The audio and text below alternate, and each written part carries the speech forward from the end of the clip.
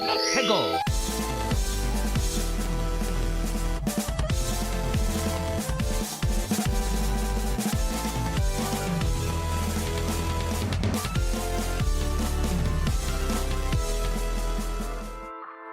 Hello and welcome to another episode of the Ferret 64 podcast with me, your host, Yemmy the Ferret. Ferret 64 is, of course, the one-stop shop for video game news, occurrences, first impressions, and so much more. And today, we got a nice episode for you. We're going to talk about Silksong. We're going to talk about Mafia. We're going to talk about Anthem. Please clap. And plenty of more things as well. Note, last week, the episode last week, I had to re-upload that because the Spotify version was taken down for copyrighted material because of the 20 seconds of music I used for the Guess That Song. Now, this hasn't happened before, and I don't think it'll happen again, technically, but I think it was because the song I used, which was To the Wilder by like a popular artist, that's why it was taken down. I could have alleviated this problem if I was logged into my podcast account at the time, like all last week. Sometimes I accidentally click on the sign out option on my web browser and signs you out of everything, right? And I forgot to sign back into the podcast account, so I did not get notified that this episode was going to be taken down. And then yesterday, Saturday, when I was at the end of my stream, I was like, oh, no one's gotten to guess the song yet. And General Kenobi's in the chat, and he's like, hey, the episode's gone. I'm like, what? Why? So that launched a whole investigation, but the episode is up again. I had to re-upload it, which is why I marked it as re-upload. Hopefully no one gets confused because this episode's gonna come out like a couple days later. But yeah, that's what happened, and the YouTube version is fine. I believe it's not viewable in like Russia or something like that. But other than that, the YouTube version is fine. Just the Spotify version got taken down. So I guess I'll be a little bit more careful with what songs I use in the future, making sure it's not a copyrighted song, because then it could get taken down. And I didn't notice any other messages for other episodes, so I guess we're fine for the most part. But for whatever reason, that Death Stranding 2 song, that had to go. That had to go. And I like I said, I could have alleviated that and not had to do a re-upload. I could have just re-upped the audio with that section taken out like I did for the re-upload. But once again, just a concoction of shittery happened, and I was not able to fix it before it got taken down. But thank you for your patience. Let's jump into what have I been playing this past week. All right, so Silksong did come out, and it was actually $20, which is pretty crazy. Now, I know this has caused a bit of a ripple effect, as I predicted last week, but I think the overall majority of this is positive. So the ripple effect was essentially a lot of indie games were wondering, like, are we not pricing our games properly? If Silksong can come out at $20, why are we releasing our game at like $15 or $20 ourselves? And it's like a smaller experience, not as much hype, etc. The difference is that Silksong can take the price hit. That game is going to sell millions of units, not just day one, but within its first like month of it being alive, being a thing. And that's also not to mention like when a sale comes up later this year, which I'm sure there will be like a $5 sale or something like that eventually down the road, it'll also probably sell tons more. So they can take that small price hit because of the fact that Hollow Knight 1 was so successful. If you're a brand new indie developer and you're selling your game for $20 and it's worth $20, you're fine. You're fine. Yeah, I think Silksong is a very rare place. But like I said last week, it also sets a great precedent for the AAA and the AA studios who are trying to sell their games for $70, $80. Maybe it makes them look at it and be like, well, maybe the price is not looking too good. But we'll see in the future if that actually does affect anything. But right now, right here, right now, in the year of 2025, I have played Silksong after a 7 to 8 year wait on this one, and I gotta say it was definitely worth the hype, and it was definitely worth the wait. Hollow Knight 1 is a really good game. I didn't make it my game of the year that it came out, but it is a very good game. Really fun mechanics. I mean, it's one of the first. I feel like it's one of the first like hardcore Metroidvanias that really broke into the mainstream. Indie gem. Like this game is one of the premier indie games, and it had a great visual style and a great soundtrack, and it had like that AA to AAA quality that you're looking for in a game like this. So as Silksong started to get hyped and hyped and hyped, your expectations obviously go up, up, up, up, up. And even though I don't think this game is like crazy stratosphere good, right? I do think that it is good. It did live up to its like I would say like the amount of hype that I had for it was kind of equal to when they announced it, right? Like ever since they announced it, I was like, oh, I'm pretty hyped for that. I really want to see what they can do with this new Silksong game. And then 5 or so years pass or whatever, and you're like, I'm still hyped for it. And I think that like in general, Silksong itself has lived up to my expectations for it. I mean, obviously, people are going to have varying expectations, but my expectations have been met. They changed up the combat a bit. They've added new abilities. They've added plenty of new enemies and new places to go to. And on top of all that, they also added a like character voice for your character. So it adds a new layer of story element to it. Insects aren't just talking to you. You are actually communicating with them and having more character interaction, and you can actually learn more about your character in general. So that's another plus for the game as well, which I really enjoy. I like getting those extra lore snippets or that extra character development as you go through the game, just by having your character actually talk. This isn't a silent protagonist. Now, I guess with Hollow Knight, the original one, it made sense to have the character be non-speaking because of what that game is and how it presents itself. But since we already had this character talk in the last game, it kind of just, rolls over into Silksong being a verbal character. Now, it's not like they're actually speaking words like I am right now, but it's essentially a speaking role, right? It's essentially a speaking role. So I mentioned the combat's a little bit different. So you do still have your normal swipes and your up swipes and your jump swipes, right?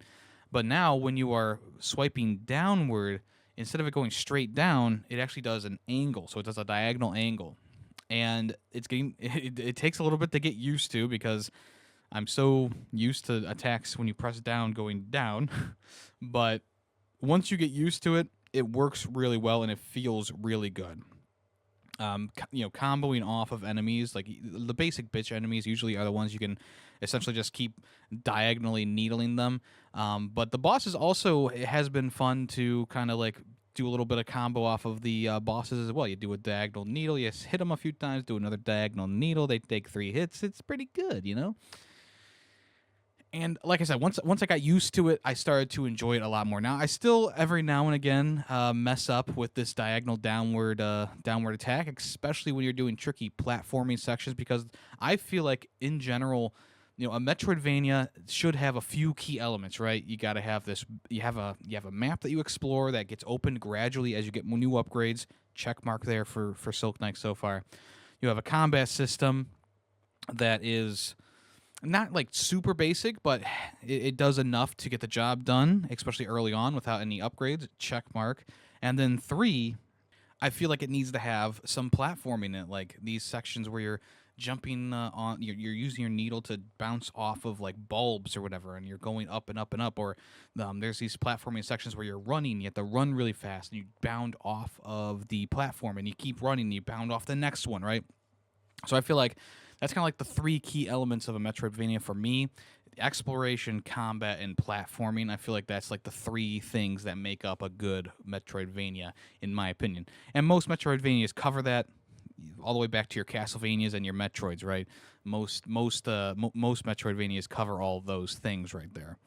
And Silksong does that. Silksong has all 3 of the key elements that I want, plus it has the added-on bonus of a good story going on in the background, really good boss fights mixed in there, and a really good enemy variety as well. I was going into this game kind of being, well, I wasn't afraid, but I was like, what if they just kind of like copy paste enemies over to this game? Like, sure, there's some similar enemies mixed in here, but for the most part, everything's new. All the enemies are pretty new. There's these enemies who are like ant types, and there's like the little basic ants who are just kind of running around. But then there's also the flying ants who kind of are more annoying. And then you have the more grown up ants. One of them has like 2 daggers, and they like swipe at you, and then they throw things at you. And then there's another ant that has like a skull on his head. He's a more beefy version of that same character. So while you're going through these areas, not only do the enemies get more varied, but they also get more difficult. And then you reach like a new area, and then things kind of calm back down again. You go from fighting like the ants, like macho Hulk man, to fighting like these little like black ball guys with these ferns growing off of them, and they like literally can't attack you. And it's like, okay, well, it's a little bit jarring, but I understand after beating like the boss essentially of the ant world, going back to something a little bit more basic so you can kind of calm down again. I get it. Also, like, each biome is its own like specific thing. So like you start off in like this really easy like grassy area, and then you move into the Marrow, which is like the hub area, and then from there you move into the other areas of like this industrial looking place, like this almost like a steampunk looking place. And when we originally got to this like mechanical looking area, I think it was Lucy in the chat was like, "Oh, it's steampunk," and I'm like, "Well, there's a lot of punk here, but there's not a lot of steam." And then the next section we go to, there's steam everywhere. And I'm like, "Oh, there it is. There's the steam and the punk." So, I think that the visual design of the game is also very good. Like every area does feel unique, and I think they did that with Hollow Knight very well too. But I feel like Silksong, it's up to a different extreme just because of the depth of the graphic style and the backgrounds that you look at and the music choices for each of these areas. It really does give each area its own flavor, more so than I feel like they did in Hollow Knight 1. So yeah, I mean that's also another thing that I really like is each of these areas kind of have their own vibe. Each area kind of has its own hazards, has its own enemies. You'll go from like an area with lava on the ground or lava falling from the ceiling, and you have these enemies with buckets on their heads, or there's like these prancing insects that kind of remind you of Bambi, right? They're bouncing around, and then you go from there to the next area, which has a bunch of like hollowed like pilgrims or whatever, and they're all like kind of being like brainwashed, and they're attacking you with various attacks, and there's a lot of different versions of these like pilgrims. And then you go to another area that's a very grassy area, very mossy area. And actually no, you go to a next area which is like more of a swamp, right? You go to this swampy area with like water bugs, and there's like these flying hunters who are hunting the bugs, but you can take them out yourself. And then there's these stick bug enemies, which are very annoying at times. But yeah, the progression of each area kind of goes the same way, which I do like. It doesn't get boring because each area is so different. You start off fighting some basic enemies, you get some tougher enemies in there, and then usually there's a boss fight at the end, or there could be a boss fight at the end if you choose the right path. Or sometimes it's just like a group of difficult enemies, like a group of them, like in like a horde situation. So, and then sometimes between the areas there's a boss fight as well. I've tackled a couple of boss fights now. I feel like I've tackled 5 because we beat the like character with the fencing needle or whatever. That was a pretty good boss fight. We beat the first like bug fight, which is like this big green flying bug. We beat that. We beat the stick bug boss, which was, I thought I was going to die more times to it. We only ended up dying like 5 times to that one. We beat the steam robot boss, which was a really good fight. Even though I only died once to it, it was a good fight.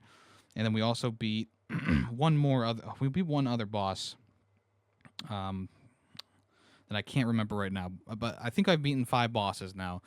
And when I go online and talk to people about this game in like a Discord or whatever, a lot of people are claiming like this is the hardest game ever. Oh my gosh, this is so hard. I'm throwing my controller at a wall. It's so hard. I haven't gotten to that point yet.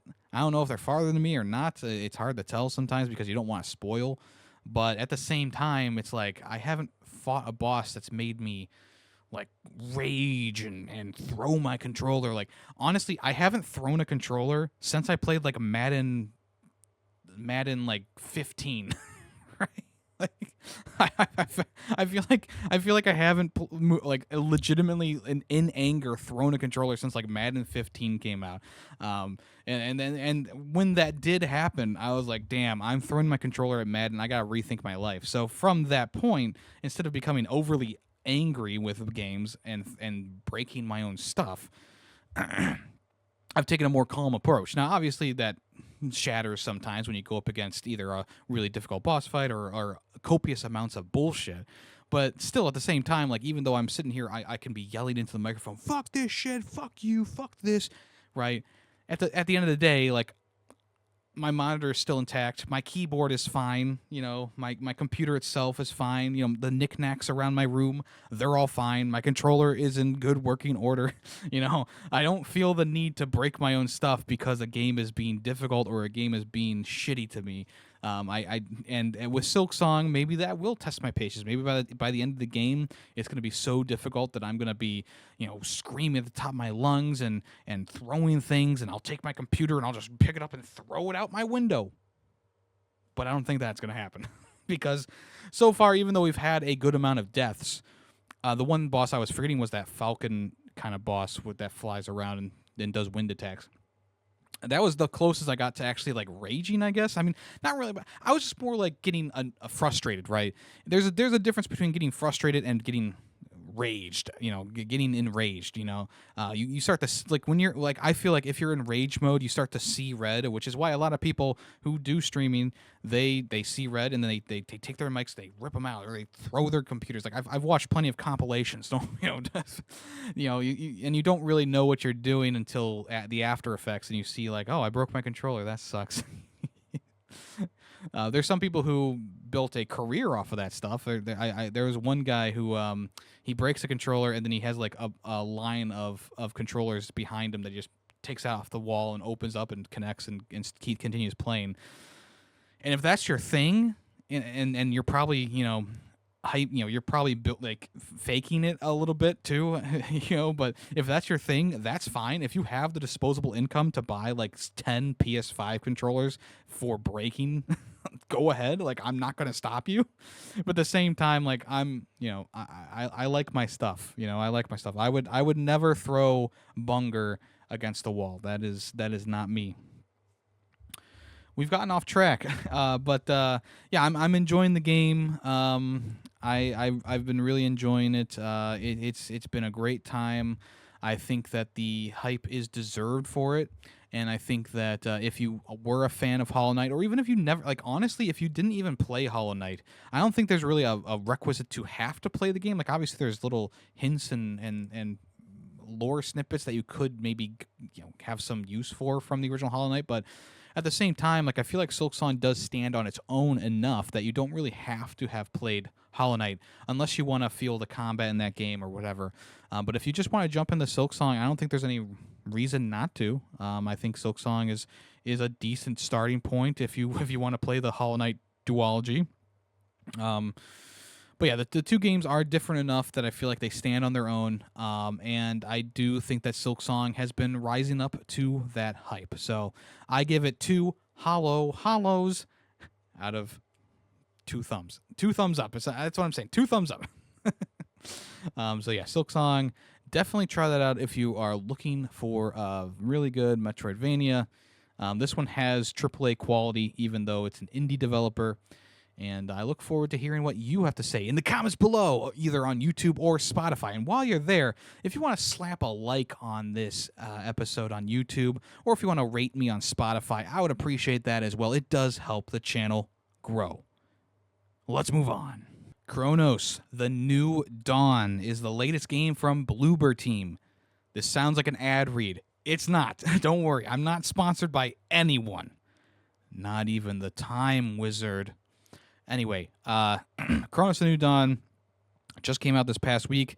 The physical version of the game was delayed 2 weeks, so I decided to just buy it digitally, and I'll pick up a physical version eventually down the road. The reason why I was getting the physical edition in the first place was because that the PS5 version was the only version that was fully on disc, and you could shove it into your PlayStation and essentially play it without internet connection. But since it was delayed by 2 weeks, I was like, you know what, I'm excited to play this. I've been excited to play it for a while now. It looks really good. I decided not to get the Switch 2 version, but I got the PS5 version, so I am playing that, and I'm about. I just got to the point. I'm okay. I'm not just at the point where they show the title screen, but I'm past that point enough.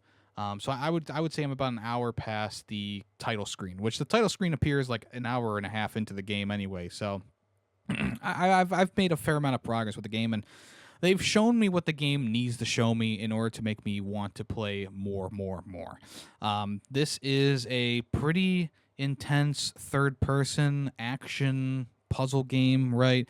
The main puzzle element comes from just finding things in the environment and figuring out how to take out the enemies in the right order or whatever. I mean, maybe not even the right order is the wrong word, but taking out the enemies can be a bit of a puzzle, of a bit of a game. And the main mechanic of this game is that when you take down an enemy, they fall to the ground. They oops. They fall to the ground, they die, right? And then other enemies, if there's more enemies in the area, can actually absorb them and become more powerful. So it's kind of like what they did with Callisto Protocol, except a lot better. Like, I hate the shit on Callisto Protocol even more than I have already on this podcast. But the fact of the matter is like, Callisto had a good idea here by having the enemies upgrade themselves. But this is a much better system because the enemies pose a threat even when they're on the ground. Like, you could say the same thing for Dead Space 2, right? Obviously, because you take down an enemy and they sit there for a minute and then they can get back up, or another enemy can revive them, right? Or there's also what's that other game? It was literally in my brain like 2 seconds ago. There's another game where Resident Evil 2. Yeah, so you take out the zombies and then they fall to the ground. They're not actually dead until you hear them squirt their blood out or whatever, so you have to knife them on the ground. So it has like that same vibe where it's like, the enemy, you kill them, but they're still a threat on the ground. And in this game, you can stomp on enemies, which I don't think really does anything for the ones that you've killed, because they can still be absorbed. Essentially, they get wrapped around with like tentacles, and they're just kind of like waiting there for another enemy to come over and absorb them. So taking out enemies strategically, where it's like, okay, I'm going to take out the guy who's maybe a little bit farther from the first enemy in my vision to make sure that the other enemy behind him doesn't absorb him on the way here, right? So those are the kind of things you got to think about. And then also, you also need to think about using your like little incendiary device. You can have one charge of those at the beginning of the game, and the incendiary device can take out the bodies and some of the flesh meshes on the walls to reveal pathways. They do keep you pretty stocked with those early on, but I could see it becoming more of a scarce resource as you get farther into the game. So that's another part of the puzzle. The strategy is, if an enemy is about to absorb another enemy, you can run over and just do the flamethrower thing and stop them from doing that. And early on, they force you into a fight with a upgraded enemy. And let me tell you, it was a lot harder. Like, a regular enemy gets taken down in like 3 shots. Now, there's 2 different ways to shoot your gun. You can shoot it with just a quick bullet, or you can do a charge shot. The charge shot obviously does more damage. So you can take out a regular enemy with 3 charge shots, or I think it's like 4 bullets or something like that. So there is a strategy there as well when you're choosing between, like, do I just shoot them real quickly to maybe just make them stumble and give me some room here? Maybe I'll land a punch on them. Or do I use the charge shot, which is going to leave me a little bit open, but it'll allow me to really get a good stagger in there? Usually I go for the charge shot. So yeah, I mean that's part of that. So the upgraded enemies, they are much more difficult to take down. I feel like I pumped at least a full clip into the enemy that was like the tutorial boosted enemy, and I still had to use extra ammo on him. So it's definitely a good idea to take out any bodies on the ground when you can, and make sure that enemies don't absorb each other, because they do get very difficult. Now, I'm guessing that there's even more variants of that I haven't found yet, but yeah, it's not a pretty sight at all. The other thing that I love about this game, Chronos New Dawn, is the visual design. I think that this is a very uniquely inspired game. It has it's set in Poland during like the 80s, and it has like that it has that 80s like Russian style to it, right? It has that architecture, it has the technology wise that you would kind of think of like a Soviet Union era, like 80s, early 80s Russia, right? But it's in Poland. And like some sort of pandemic has happened where people are getting sick and they're dying, and like these bodies are like congealing and morphing together. It kind of feels like a mix between The Thing and that Still Wakes the Deep game from last year, where they kind of like form amalgamations and then they sputter out when they're like sentient, I guess, or whatever. But the game is very heavily inspired by the COVID pandemic. That's you can definitely see it kind of wears it on its sleeves. So you're getting like lore snippets, and you're finding like these passages from people who were alive during when this all was happening, and you can kind of just like the writings on the wall. It's essentially a coronavirus like inspired series of events here. But yeah, I mean, I can't wait to get farther into the game. The story so far has been good. I really enjoy the combat. I think it's punchy, it's weighty. It just has a good feel to it in general. And your character themselves is also, they're kind of built like a tank. Like I like these games where they give your character a proper weight to them. Like there's so many games that'll be like, oh, you could just run around with all this armor on because you're a super soldier, right? But like games like the original Space Marine 40K game and this game, they really like to give your character some weight to them. Like each footstep is like a pounding like drum as you walk forward. And you can run in this game, yeah, and that's actually one of the main like dodge mechanics is just running away, right?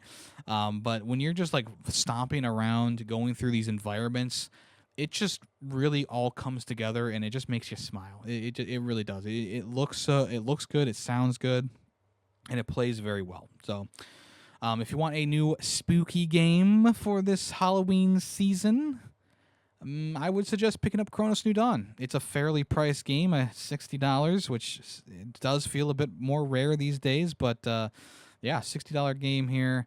I think it has a really good potential, and I'm very much enjoying it myself. And I'm also giving this one 2 thumbs up as well. I think that everything just is coming together exactly the way I want it to right now, and we shall see how I feel about it next week.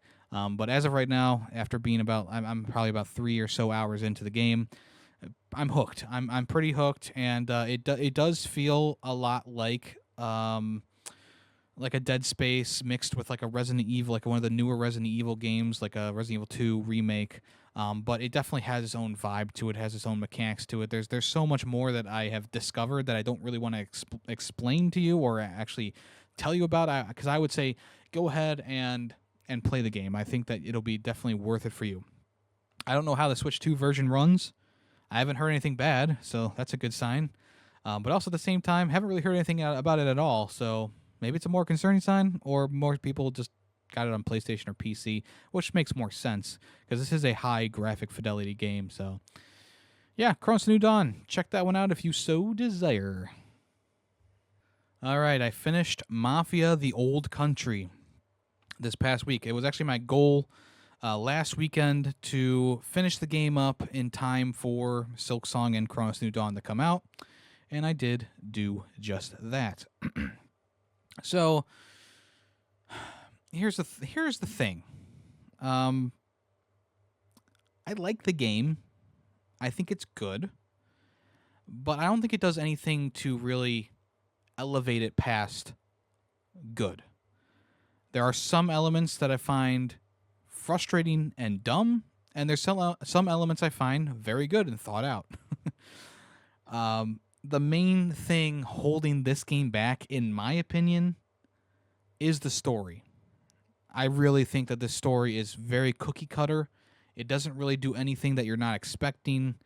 and it really follows that Mafia formula to the T. Like, it really doesn't deviate from that. If you remember the original game in Mafia 1, the remastered version, it kind of has the same plot points as that, where you start off as like a nobody, you work your way up doing various odd jobs. Eventually, you're taking down like, hit pieces, and you're doing hit jobs and breaking up strikes. And then something happens where a main character is killed, and the mafia boss, the head honcho, the Don, they go crazy. They go crazy. Oh, and now all of a sudden the vibe of the game shifts from being like this, like kind of like not really uplifting, but like this, like, kind of like lighthearted narrative about this kid joining the mafia and having a secret relationship with a Don's daughter, to being like, you're my right hand man. I need you to do this job for me. And like the main character, who had so much respect for the Don, all of a sudden is like, I don't like this guy anymore. We got to get out of here. And obviously things escalate and escalate and escalate, and it just has the same plot points from that first original game, and it makes the playthrough, like, at least from a story perspective, it just becomes very like ho hum, like, okay, we're doing this now, ho hum, okay, now this is happening, like you can see the stuff happen, like, coming from a mile away. Even at the end of the game, like, even though they did put a bit of a surprise towards the end of the game that I wasn't expecting them to do, even at the end of the game, though, I felt like it was just kind of following that same formula that you kind of know from most other either Mafia movies or just Mafia itself, the game series. And that kind of was part of the reason why I was dragging my feet a bit, because it's like, yeah, I know what's about to happen. Like, I can see it coming. And then it would happen, and I'd be like, whoa, like, oh my gosh, I cannot believe that happened. It's just, yeah, I feel like they could have done more with this story, because the setting itself is great. I like the setting a lot. This early 1900s Italy, all these old cars, this old weaponry, like pre-World War I stuff going on. They even play around with like the the whole villas side of things, where there's a lot of open farmland, and then you get to the villas, and they're like these thriving settlements. They're like, it's so cool to like be driving through these vineyards or whatever, and then all of a sudden you get to a villa, and it's like a very densely populated section, and there's lots of stuff going on. There's also a good mix of the obviously being in Italy, Catholicism, lots of Catholic imagery in there. These really well detailed like paintings of like Mother Mary and stuff like that. All these like different iconic things from Catholicism. I think that's the word. Like, very good. They definitely did that well. Like, they pushed into that side of things that you kind of expect from it being 1900s Italy, right? So, like, the environments and the places you go to, the setting itself, very good. I enjoyed all of that. I thought that they did a great job with the environments. There is a free roam option, but if you're playing through the story, you can just kind of, go from chapter to chapter, kind of do straight drives here and there. So you can get the free roam. I believe it's only unlocked after you beat the campaign. I haven't really done anything in free roam because didn't really feel the need to revisit these places, find the collectibles I didn't find or whatever. Like, I didn't really feel like I needed to do that stuff. But there is the option to do some free roam here as well, which is nice. The other thing about the game that I thought was a bit mundane was the combat. Now, there are two different sides to the combat. One side is very fun with the knife fights. The other side is very plain with the gunfights and the stealth. The stealth sections in general, I felt like were very one note. And it just kind of prevailed throughout the entirety of the game, where it's like, okay, I'm doing these stealth sections. It's very easy. Like, they set this stuff up so visually easily to figure out where you need to go and which route to take, and that made those sections become a bit boring. You have two different takedown styles. One is a chokeout method, the other is a knife stabbing method, and there is durability on your knife, so you use the knife to unlock chests and locks, and then you can also kill people with them, but it dulls the durability. So you need to find like these sand smoothing stones, whatever they're called. You need to find these stones to sharpen your blade. Sharpening stone. That could be it. Yeah, so you sharpen your blade, and then you can do more stealth takedowns with the knife.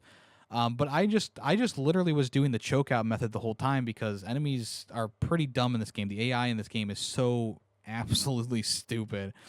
The one thing about the stealth that I will say that was extra annoying was the fact that if you choke someone out, it counts it as like a kill. But in every other game, when you're choking someone out, it like counts them as being knocked out. And even like the story itself would have like the characters be like, "Oh, I can't believe you killed these men." It's like I didn't. I literally just choked them out. Like the police officers or the gangster members, like I choked them all out. I didn't kill anyone. I feel like they could have done more with that, where it's like, okay, if you choke everyone out in this section, the character doesn't say, "Oh, you killed them." The character would be like, "Oh, bless you for not killing these sinners." Like they could have done something like that, kind of lean more into the Catholicism side of it, where it's like now you have like a reputation meter or like a just some sort of meter where it's like, oh, you're doing good things, so you get these rewards, or if you do bad things, you get these rewards. You know, kind of like Mass Effect, where Shepard will become more red if you are Renegade, or more blue if you go Paragon. Like they could have done something like that, where it's like you have like this tattoo on your body. And I feel like they could have done something where it's like the tattoo turns more green or whatever, or gold when you're being the like better person, and it could turn into a different like blackish. It could keep going like blacker or redder, like a dark red, if you're doing bad things. Like I feel like that sort of thing could be kind of cool in this game, and maybe in a more fleshed out like open world type game it would have worked and it could have been a good idea. But in this game, it probably was something that they maybe thought about but decided to exit out because it's a smaller budget title, which is unfortunate because I feel like that could have really helped with the game's flow. I could have had choices and done things in the game to affect that, but it's not. That's just not how it went. But the combat in the game, the regular combat with like the guns, it's very one note. Like there's a good amount of weapon variety here, but it just like the gunfights never really got me excited. And I think that the same thing rings true for Mafia 1 and 3, which are the two other Mafia games I played. Like the gunfighting has never been the key element of these games, in my opinion. And this one kind of is just another example of the fact that, like, yeah, it's just basic, very basic gunfights. Not much really going on. You get a headshot, you get a couple body shots, they're down. It didn't really give me a challenge, or it didn't really wow me in any way for these fights. So yeah, that yeah. The gunfighting was very boring. But the knife fights were very cool. There's there's a lot of moments in the game where you put down your gun, like I was mentioning the last time I talked about this game. You know, the guy has like a double-barreled shotgun, and you're like, "Fight me with a knife," and he's like, "Okay," and he throws his shotgun over his shoulder and pulls out a knife. It's like, I don't know if that would actually happen, because you have this guy dead to rights with a double-barreled shotgun, but you're gonna be like, "Fight him with a knife?" Well, sure. maybe it's an honor thing that I don't know about in early Italy, but yeah. So you have these knife fights, and they're kind of like a bit of like a rock paper scissors type situation, where if the person is guarding, you need to do a heavy strike. If you do regular stabs, they can dodge you. If they do stabs at you, you can either parry, or if they're doing a heavy attack, you have to dodge. And that's kind of like the whole system there. You know, you parry and then you riposte, or you dodge and then you strike back, or you do a heavy hit and then you do a couple easy swipes on them. They made it very cinematic, and they made the music feel really good during these sections. The only thing that I would complain about with these sections is the fact that they don't really evolve as the game goes on, and I don't feel like they got any more difficult as the game went on either. Even the final knife fight that you do just felt like the same thing. I'm waiting for the regular attack to parry and then counterattack, and then I'm waiting again for that moment.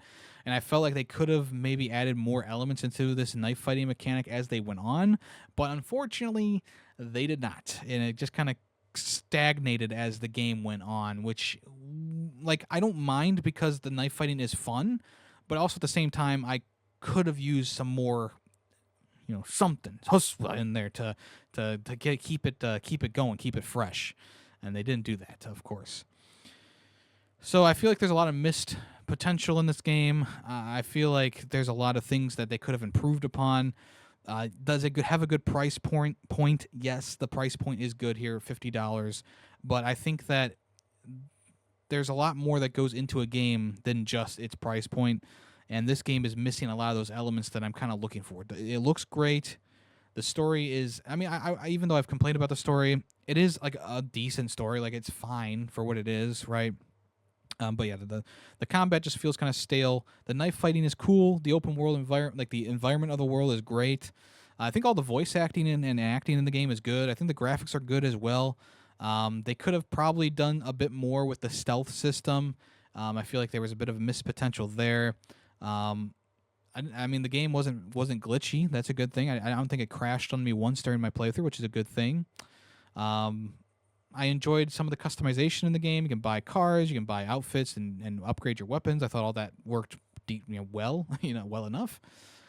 So yeah, in the end, I'm giving this one a 3.5. There's just a couple things that I was yearning for while playing through the game, and then also on top of that, I just like the story of the game just wasn't anything unique. It really wasn't anything unique, but it gets the job done. Like, as much as I complained about the story, it still gets the job done. It gets the point across. Like, there's good acting throughout the whole thing. It's at least it's enjoyable to play through for the most part. It's just there's some things that post playing the game I just have comments about, and that's what I did right now.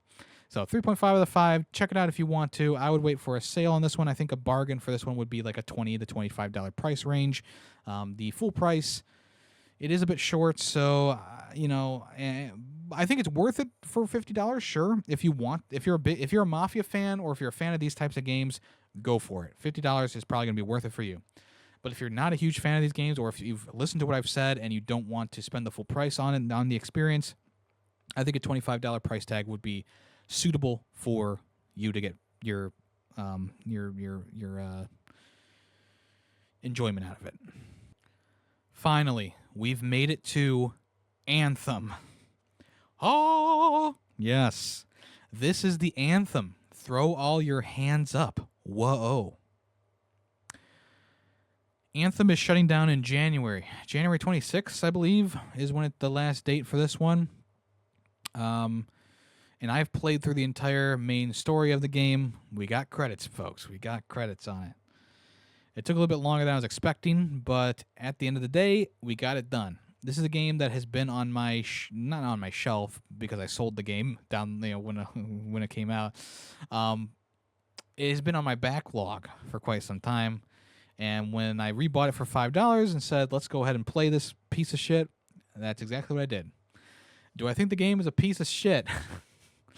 It is not great. I think that it's trying too hard to be Destiny.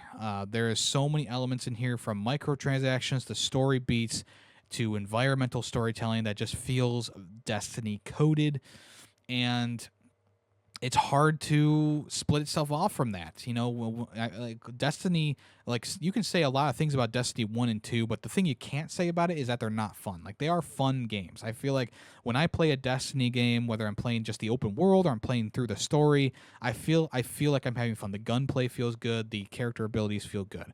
Anthem, it just doesn't really work as well as it did in Destiny. And when you do happen upon the enemies who are tanky as all hell and require 15,000 bullets to take down, it just feels even more detrimental to the experience because there's not much else going on with this game. I think the combat is serviceable. Obviously upgrading your mech is important, but the combat itself is just serviceable. There's really nothing too special about it. The one thing that's special about the game is the mech suits themselves. I feel like they're pretty fun to play in. You can fly around. You can zoom around this open world map if you want to. But at the same time, it's another thing where it's like, okay, there's something positive about the game, but the negative about the game is like, okay, to cool off your suit, you need to fly under waterfalls or do dive bombs to cool it off. But the problem is that they don't have enough waterfalls in the game. Like they could at least put waterfalls on the main paths to make it so you don't have to stop flying every so often and land on the ground for a few seconds. Like just put waterfalls all over the game. Like the architecture of this world doesn't make sense anyway. So just put waterfalls everywhere. Who cares?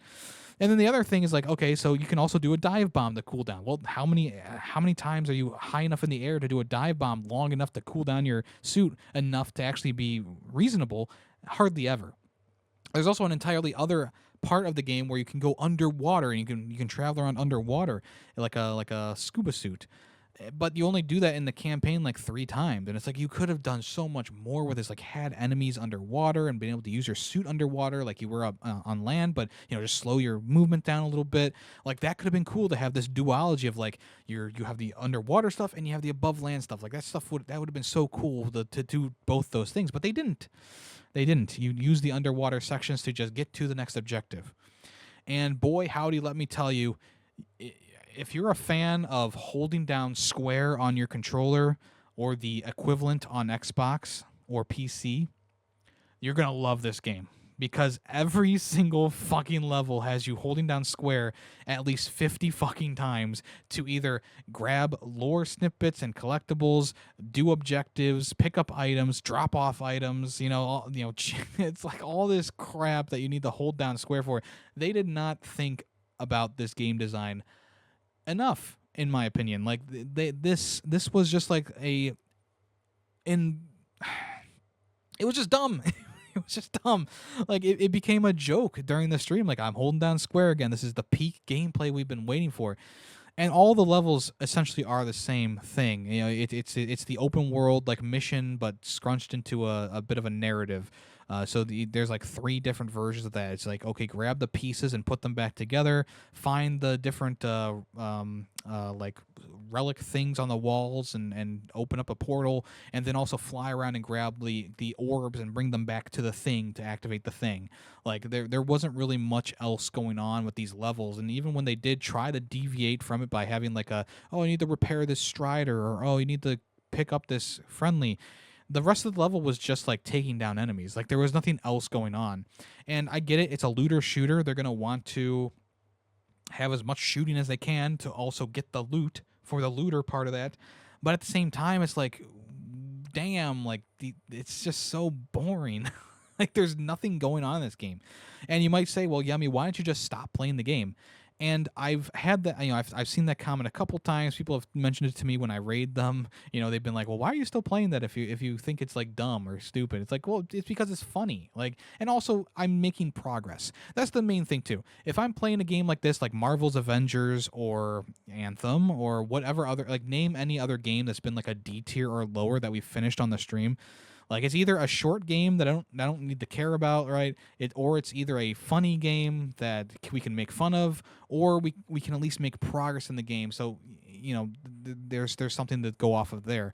And this game kind of had 2 out of 3 things where it's like it's funny, it's a funny game. The dialogue is all completely cringe. The gunplay is really boring, and the enemy designs are really mundane. But goddamn, is it funny to fucking hold square every single fucking mission. And then also I made progress throughout the entire game. There was one point where I was at a bit of a stopgap where I needed to play with other people because there was just a horde of enemies. I needed to get past these enemies, and I couldn't get past them because I didn't have enough, health or whatever. But once we got past that level, I was fine. We kept going. I was like, okay, there was a moment there where I was kind of feeling like, okay, we should probably stop playing this, but then it ended up being okay. So, c'est la vie, Am I happy that I finished the game finally? Yes. I think that in general, like finishing this game was a good thing. It gives it gives me talking points for this podcast and for conversation in general. And 2, it's a good story to tell. When people ask me what's the worst game you've ever played, I can be like, well, maybe it's not the worst game I've ever played, but playing through Anthem was a funny fucking experience. The dialogue was so cringe-inducing. The gameplay was just so funny with how they designed it. And goodness gracious, was the game dead. Like, honestly, we went into the free roam a couple times to do various miscellaneous objectives, and there was like 2 people on the map at any given moment, or like a person inside the facility where you upgrade your mech. Like there was just like no one playing this game, and like usually when a game is shutting down, it gets a boost of players because people are like, oh, I guess I should go back and play that. I should go back and finish that. Like me myself. But no, this one is dead. Like there isn't hardly anyone on here. Like sure, there are still like the diehards who are, they get their dailies in, they do their strongholds or whatever. But yeah, it was most of the time the servers were absolutely dead, and I feel like I was playing at peak time because I'm playing like between 4 and 6, 7 o'clock.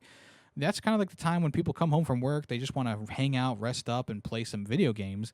And yeah, I mean, I'm playing at peak hours for this shit, and no one was there.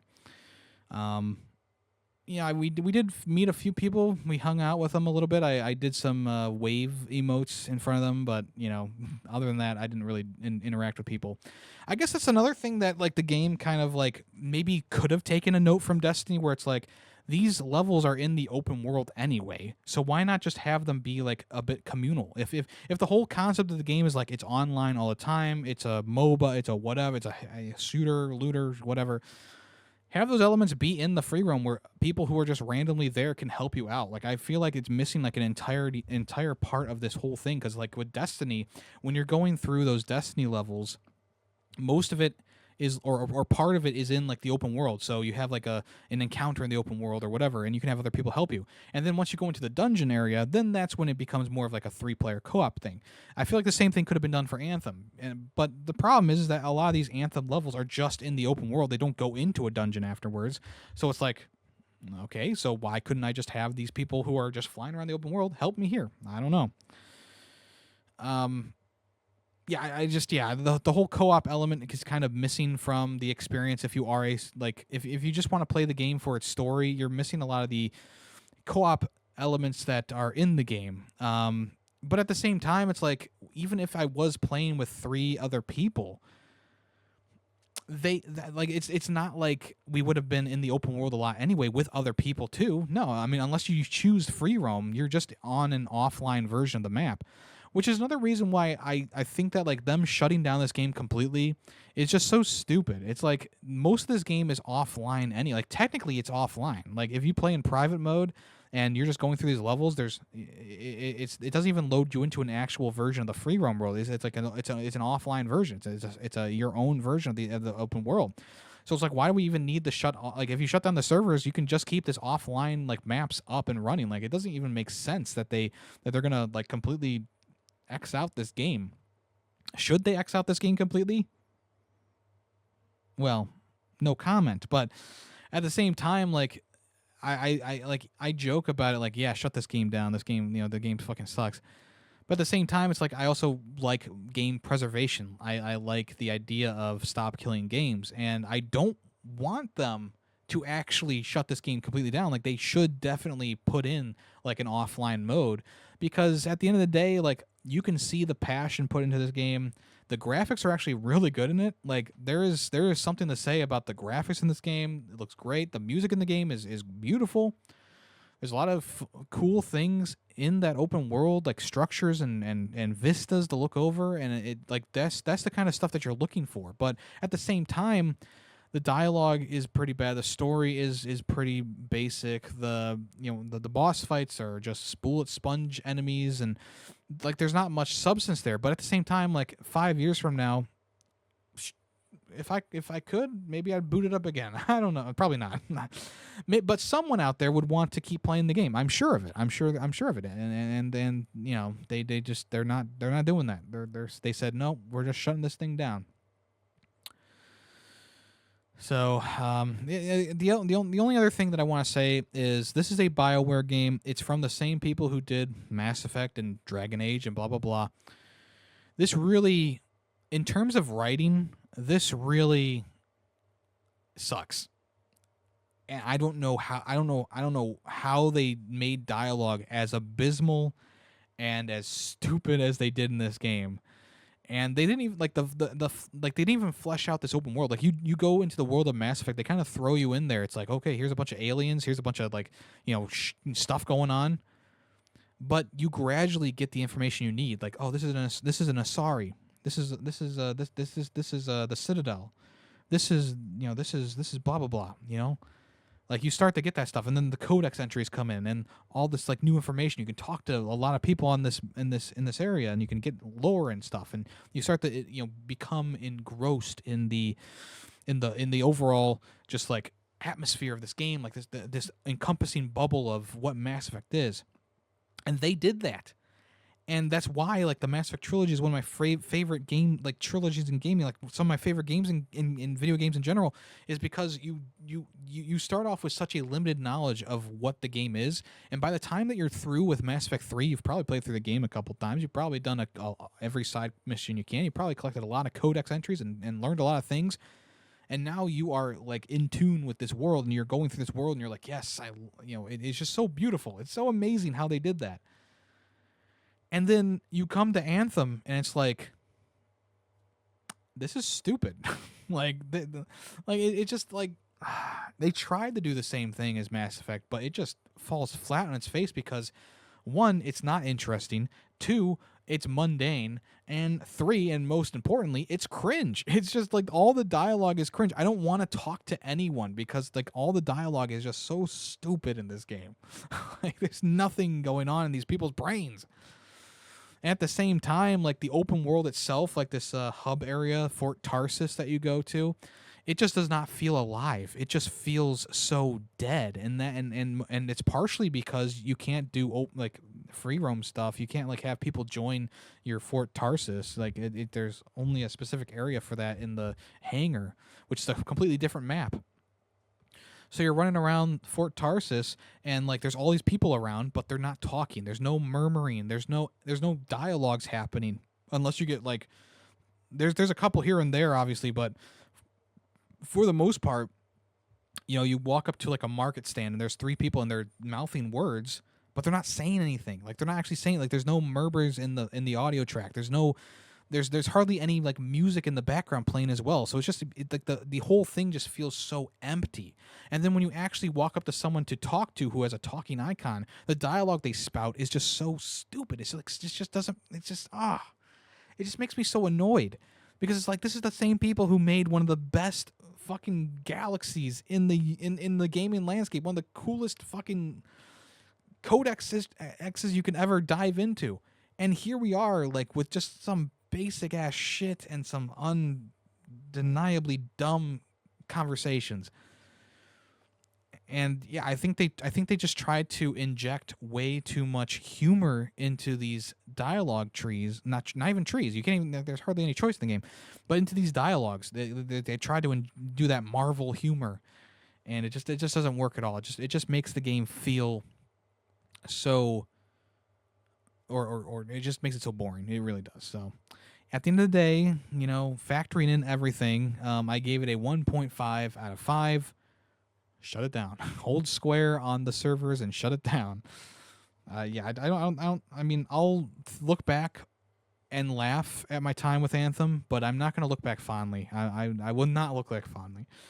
But I will say, like, compared to Marvel's Avengers, I mean, this was definitely more playable than Marvel Avengers, in my opinion. Like, I felt like Marvel's Avengers just kind of was a nothing kind of game. So it's got that going for it. It'll also be remembered as one of the games that got shut down. add to that list, I guess. A D-list list, I guess all this to say, I'm not going to go for the 100%. I'm not going to go for the Platinum Trophy before it shuts down. Okay? Sorry, not going to do it. All right, let's go ahead and move on to what's in the news. All right, his name is Bond, James Bond. 007 First Light had a PlayStation State of Play, which was centered around the game. And I watched a fair amount of it. I didn't watch the whole thing because, honestly, what I saw wasn't like super, like. Look, I'm not a huge Hitman fan. Like, I've played a couple of the games. I think I played one of the games on stream. But for the most part, like, I'm not like a Hitman guy. I've tried to play the games. I've done several played several Hitman games. This one just isn't really resonating with me, and I think it's because it's Hitman coded for sure. But it feel like from the gameplay that we saw, from the gameplay footage that we saw of the level that they played, it just looked a lot more restrictive than a Hitman game. Like, okay, so you have to do this, you have to do that, you have to burn this, or you have to distract this person. It's like, sure, there's a bit of like a cool element there where it's like, yeah, you're figuring out how to distract these people and get around them and whatnot. But at the same time, it's like it just doesn't look like it has the options that you kind of expect from a game from the same people who made Hitman. And I kind of went into this kind of figuring that was going to happen. Like, I didn't know, but I kind of figured like, yeah, it's probably going to be more of a straightforward game. But at the same time, like the thing about Hitman games in general is like the creativity of the player being able to tackle situations in as many ways as you want to, going stealth, poisoning, throwing spaghetti cans at people's faces. Like, you can do so many things with the Hitman games.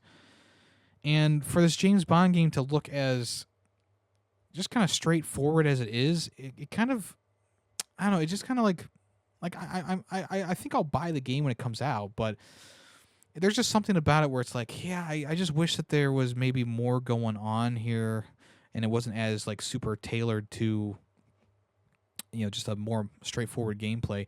And that's the thing about, you might say like, oh, what about past James Bond games? Some of those are pretty straightforward. It's like, sure, some of them are, but the best James Bond games, like 007 Nightfire and whatnot, they have like branching paths. They have multiple ways to tackle situations. They have stealth. They have gadgets. They have gizmos abound. And even though, yeah, there are gadgets and gizmos in this game too, it looks like, for the most part, it just seems a bit more. Maybe they should have just gone with a classic 007 kind of style rather than it being a Hitman style game.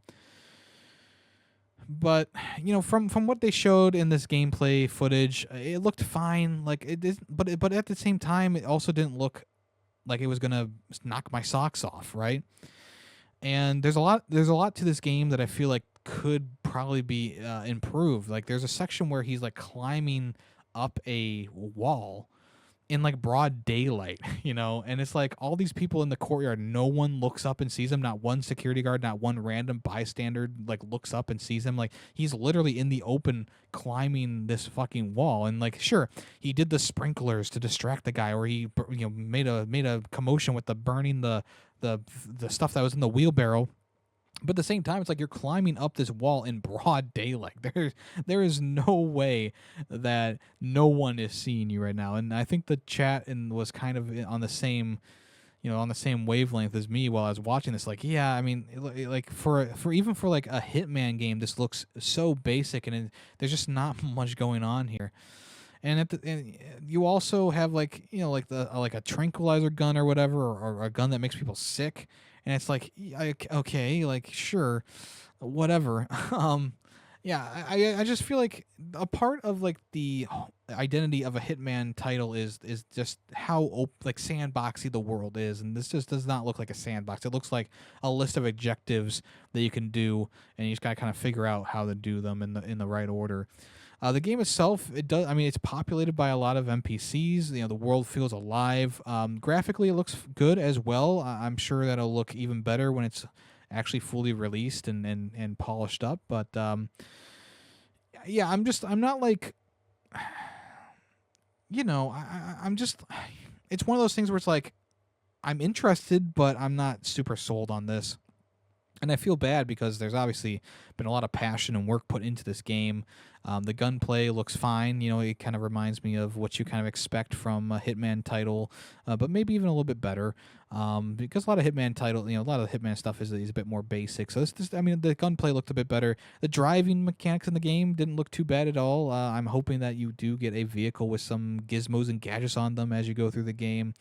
But environmental storytelling is huge, and I think this game does knock that out of the park. And also set pieces are probably going to be a pretty big thing for a game like this as well. And they do seem to have some set pieces lined up for you to do. We'll see more about this game as it gets closer to its release date, which will be March 27th, 2026. and pre-orders are now live as well. And the cool thing about the pre-order is if you pre-order the base version of the game, you get the deluxe edition for free. So that's a pretty cool thing too. Like you get a couple of skins. I think you get like a free DLC thing. That's all for free if you pre-order the game. So I think that's a pretty nice incentive. But I won't be pre-ordering the game right now. I'll probably pre-order it when it's closer to the game coming out. But still, I think that's a nice idea for them to do, to give out a free deluxe edition. You don't see that a lot. You don't see that a lot at all. The Street Fighter movie has a pretty crazy cast. Lots of big names in here and some unknowns as well. Let's go through it. This is the first film in the Street Fighter series since 1993. So let's go ahead and check this out here. The movie is scheduled to release on October 16th, 2026.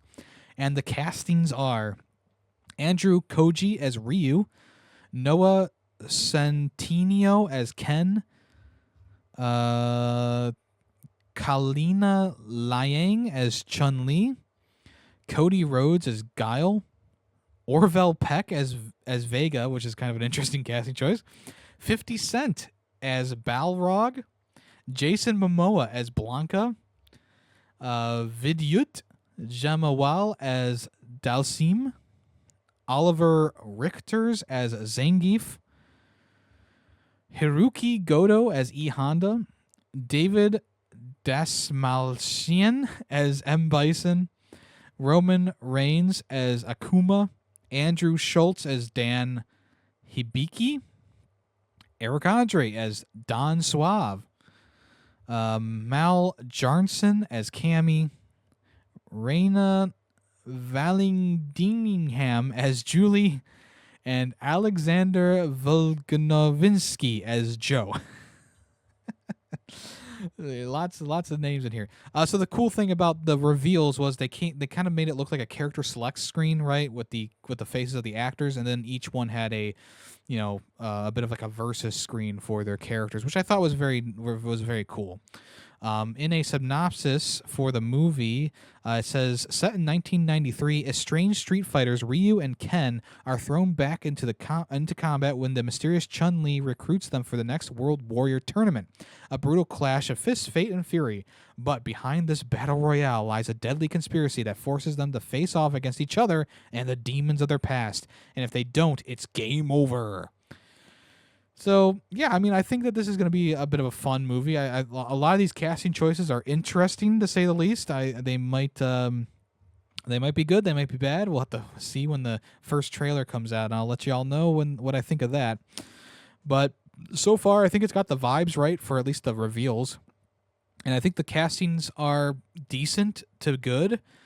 So, yeah, we'll see how it all comes together when the movie comes out, or when we see the first trailer, of course. All right, Amazon's Tomb Raider TV show has cast their Lara Croft.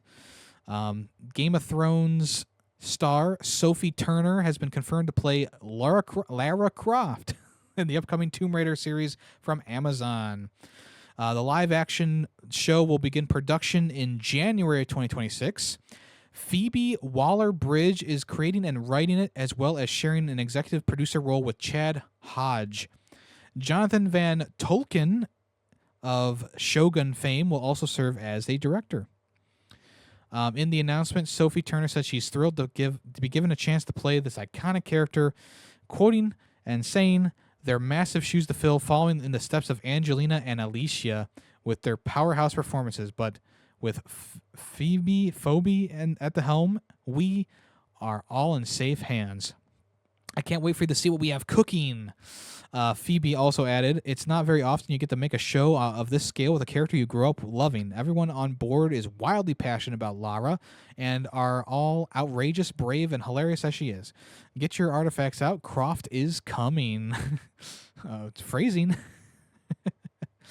Yeah, I like the casting choice. Not sure about I don't know about the director, but if they have the guy who made Shogun in there, I think that's a pretty positive thing, in my opinion. Shogun is a pretty good show.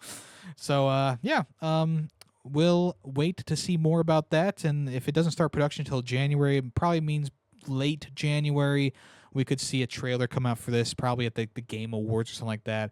But yeah, until then, I have high hopes for it, I guess. I have some high hopes for that. Speaking of movies and TV, well, have you ever wanted to watch Call of Duty as a movie? If so, your chance is coming up. Recently greenlit, a Call of Duty film, which will be a collaboration between Activision and Paramount, is officially happening. It wants to honor and expand upon what made the franchise a great place in the first place. The goal of making an unforgettable blockbuster movie experience that our community will love. It might also introduce new people to the series. Yeah, I'm sure no one knows what Call of Duty is. It's a very small IP that you have here. The Paramount CEO, David Ellison, said the company intends to approach a live-action project in the same way they did Top Gun Maverick, meaning that the exceptionally high standards this franchise and fans deserve will be there, honoring the series' legacy in general as well. So I'm sure it'll start filming sometime in the next year. I'm guessing it's going to be a modern warfare type scenario. I think they're going to get like a Captain Price guy in there, whatever. I think it'll be based off of the newer stuff, so don't expect to see Ramirez or Foley in there. But you never know.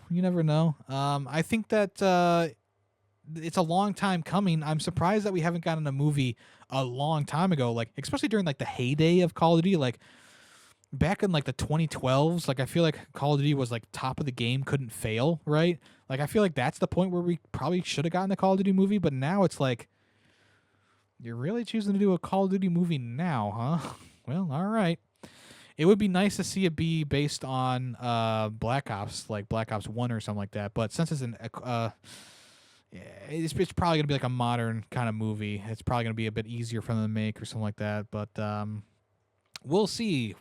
I'm on the edge of my seat, as you know. Finally, for the news today, the PS5 got a new Astro Bot Controller. This one, the re-release, has happy face eyes on it instead of the regular Astro Bot eyes. It's the same controller essentially with the white and blue palette, and then of course the Astro Bot eyes are on the controller itself. This is going to be available on October 30th, 2025, and the pre-orders will open up on the 12th of September at 10 a.m. your local time on PlayStation Direct and participating retailers.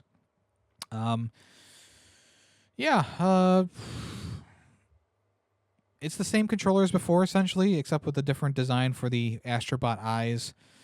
Makes it look like the controller is smiling, and if that's your big selling point here, go ahead, go get it. So, yeah, I mean, I wanted the Astro Bot last year, the Astro Bot controller. At this point, I just can't justify spending like $85 to $90 on another controller when I have two perfectly fine working controllers here.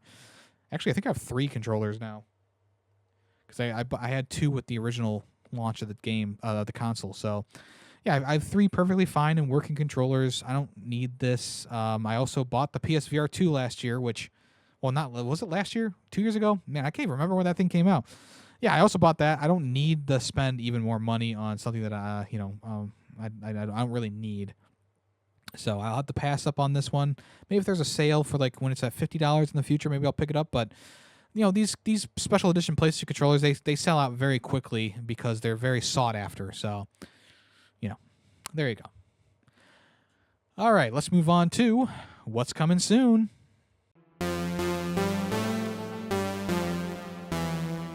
All right, the hype for Borderlands 4 is reaching an all-time high. Mostly. I'm still pretty excited about Borderlands 4. Like, I feel like Borderlands 4 is going to be a nice return to the series' roots, and it also is going to expand upon what Borderlands 3 had, but hopefully make it better in terms of story and in terms of character customizations. So, Gearbox, they've already shown off their first few months' roadmap. There's going to be weekly big encore bosses, weekly wildcard missions, and Maurice's Black Market Machine will be swapping out things weekly as well. So the game's going to launch on September 12th. There will be free content, a seasonal mini event called Horrors of Kairos, which might be a bit of an October-themed thing, new legendary weapons, cosmetic skins, and weather variants, all for free. The Bounty Pack 1, which is included with the Deluxe Edition and Super Deluxe Edition, will include new missions and bosses, new legendary gear, vault cards with 24 cosmetics and 4 pieces of re-rollable gear, 1 Vault Hunter style, 1 Echo 4 drone skin, and a 1 vehicle. Also, a free content update will come out after the Bounty Pack 1 called Invincible Boss 1. High-level boss, variant, and arena, new legendary weapons, and additional Ultimate Vault Hunter modes. In quarter 1 of 2026, Bounty Pack 2 will come out, which will give us new missions and bosses, new legendary gear, new vault cards, 1 player skin, 1 Echo drone skin, and 1 vehicle, plus free content called the Pearlescent Rarity. Story Pack 1 will come later in the year as well, called Mad Ellie and the Vault of the Damned. There will be a new Vault Hunter, a new main story mission, new map, new side missions, new legendary gear, new cosmetics, including 4 new Vault head styles, 4 weapon skins, 2 vehicle skins, 3 Echo drone skins, and attachments, plus 1 Echo 4 frame. And that is included with the deluxe edition of the game as well. And then beyond quarter 1 of 2026, there will be Bounty Packs 3 and 4, Story Pack 2, and Invincible Bosses 2 as well. So, I mean, for a first few months of release, like, this is a good amount of extra content coming to the game. I'm sure we'll see the bulk of it coming next year. At the same time, like, you know, like it's hard to get excited for this kind of thing because of the fact that, like, I'm optimistic about Borderlands 4, but I'm not like that optimistic. Like, I'm not like, oh, I'm gonna buy the story DLC packs, I'm gonna buy the bounty packs, I'm gonna do all this stuff. That's why I didn't get the deluxe edition or the super deluxe edition this year, because I'm kind of going into this a bit apprehensively and saying, like, okay, you've sold me on the base game. I've liked what I've seen. You've showed off good things. The interviews they've had with, like, Game Informer and IGN have been good. I've enjoyed what I've watched. I don't think Randy Pitchford is the best person ever, and he's made some really stupid comments and blah, blah, blah, but if it wasn't for him, the game wouldn't be down to $70, so, you know, I guess there's one silver lining in the whole, like, escapade that happened, but at the same time, like, yeah, I mean, I want to be excited for this. I do. I have the Borderlands tattoo. I have the Vault symbol tattooed on my fucking body, okay? I'm excited for this. I'm going to get it. I'm going to go into it as optimistically as I can, but I will also be going into it with a critical lens, as you know I always do. With any game that comes out, Silksong, Anthem, etc., I always go into these games with a critical lens. So I'm not going to... I'm like... Unlike with Borderlands 4, I feel like I'm going to go into this with just an open mind. Borderlands 4, I went into it very optimistically. I was so in love with it. You know, I bought the super deluxe edition with the collectibles and stuff like that. I spent a lot of money on it, so it kind of like blurred my vision as I was playing the game for the first time. And then when I went through the game a second or third time, I was like, damn, this actually is not that great. So hopefully that doesn't happen with Borderlands 4, but I don't think it will happen because I'm going into it with a different mindset. So there you go. Borderlands 4 is coming September 12th on PlayStation, Xbox, and PC, and Switch 2 on October 3rd, if you want to check that out. I will be playing it, and if you want to get it with me, I mean, these games are more fun with other people. So, you know, always open to do some cooperative gameplay with people. I believe there's cross-play enabled on this, so even if I get it on PS5, if you get it on PC, it should still cross over, but don't quote me on that. I haven't heard about that in a while. Anyway, let's move on to another roadmap. Daemon X Machina Titanic Scion. Apparently that released last week, and I didn't even realize it on September 5th. They also showed off their roadmap. And it has scheduled for October 2nd, free new boss and cosmetic item. Scheduled for October 16th, 2 new bosses and cosmetic items. Scheduled for November, a paid release Into the Abyss expansion pack. And scheduled for December, a free 3-boss pack, which is going to come in December. So, there you go. When I saw Daemon X Machina get revealed, what was that, Game Awards or something like that, or the Nintendo Direct, I was like, okay, I can't believe we're bringing this back, and I think that this was a bad idea to bring Daemon X Machina back, because I didn't even remember that the game came out. Like, even like the website that tracks game releases that I use for daily, like what came out today kind of things, didn't even have it on its list. So it's like, hello, like did the game actually release, or am I just living in La La Land? I don't know. So yeah, maybe investing their time in Daemon X Machina was not the best idea, but whatever. All right, let's talk about a game that's coming soon. The Angry Video Game Nerd 8-Bit. This is another game from the Angry Video Game Nerd, who has a very successful YouTube channel. This is coming out October 23rd. The Switch, PlayStation, Xbox, Steam, and NES. I guess if you get like a special deluxe edition with an NES cartridge, courtesy of Limited Run Games. So this is another, like, I believe they had like a 16-bit adventure a couple years ago. So this is an 8-bit adventure, which is obviously heavily inspired by like the Genesis and NES era. And I think that it kind of looks like a game that would be on that UFO 50 game that came out last year, which is not that's not like a criticism. Like, those UFO 50 games are really cool. So hopefully this game also lives up to the cool factor of UFO 50.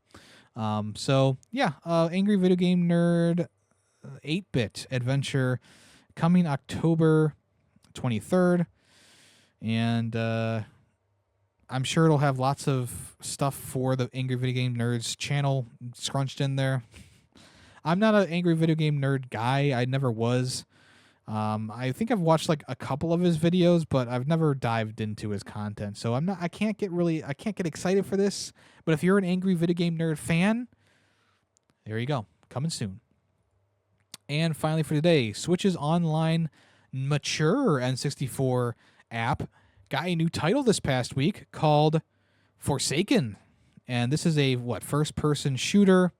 Looks like it's a sci-fi adventure. Plenty of weapons to use. Lots of weird mechanics in here that I'm seeing. You're like floating around or whatever. I believe there's also a multiplayer mode in this as well. 4-player co-op or 4-player multiplayer mode. The NES mature app has gotten Forsaken 64, now available with the expansion pack service. Also, Magical Vacation has been made available today on the Game Boy Advance library in Japan. There you go. All right, folks, thank you so much for listening to this episode of the podcast. Really do appreciate that. I hope you enjoyed it. And if you did, smack it with a like if you so desire. Sorry about what happened with last week's episode. Hopefully it doesn't mess you guys up too much with the release schedule. But it is what it is. It is what it is. Hey, let's go ahead and move on to Guess That Song. If you know the name of the song and the game that it came from, I will give you a super reaction in the Discord, and you will get the admiration of your peers. Or if you want to comment on the episode in the YouTube comments or the Spotify comments, I will give you a heart and a congratulations in those comments as well. Let's listen to today's song right now.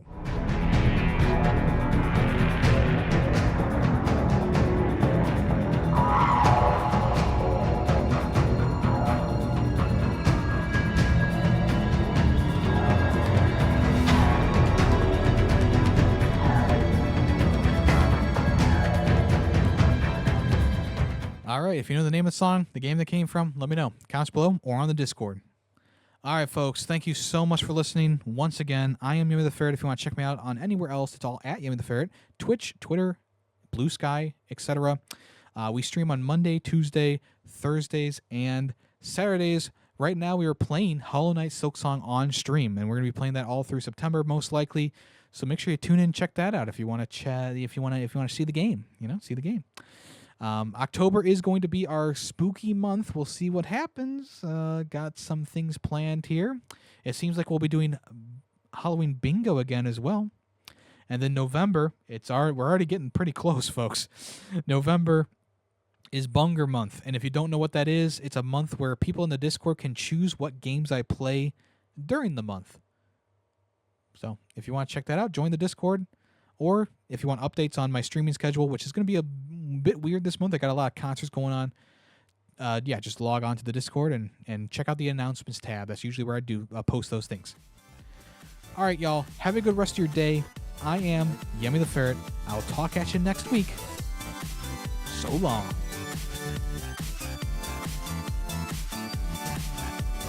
The Ferret 64 podcast is owned and edited by Yemmy the Ferret. Small sound clips used throughout the podcast were made by Yemmy the Ferret.